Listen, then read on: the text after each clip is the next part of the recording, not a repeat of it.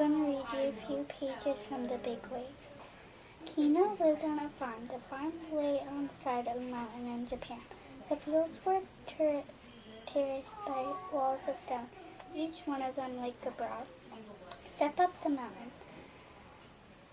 Centuries ago, Kino's ancestors had built the stone wall that held up the fields. Above all the fields stood the farmhouse. That was Kino's home. Sometimes he felt the climb was a hard one, especially when he had been working in the lowest field and he wanted his supper. But after he had eaten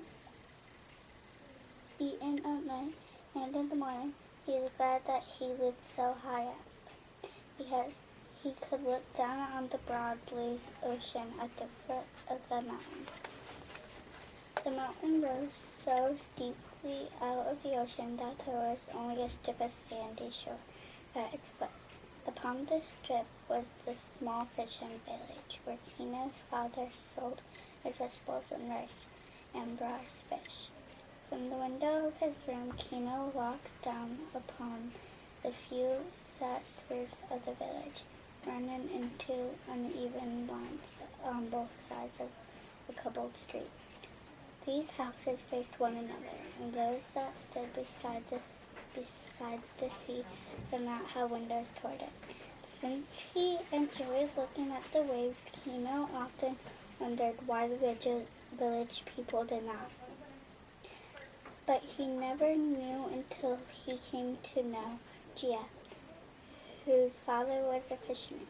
Gia lived in the last house in the row of houses toward the ocean, and his house did not have a window toward the sea either. Why not? Kino asked him. The sea is beautiful. The sea is our enemy, Gia replied. How can you say that? Kino asked. Your father catches fish from the sea and sells them, and that is how you live. Gia only shook his head. The sea is our enemy, he repeated.